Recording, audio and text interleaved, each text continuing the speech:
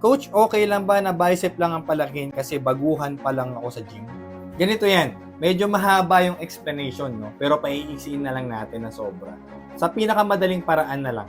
Tignan mo yung sarili mo sa salamin. Tapos imagine mo na bicep lang yung malaki sa'yo. Maganda ba tignan? Yung para kang may cyst, may bukol ka lang sa dalawang braso.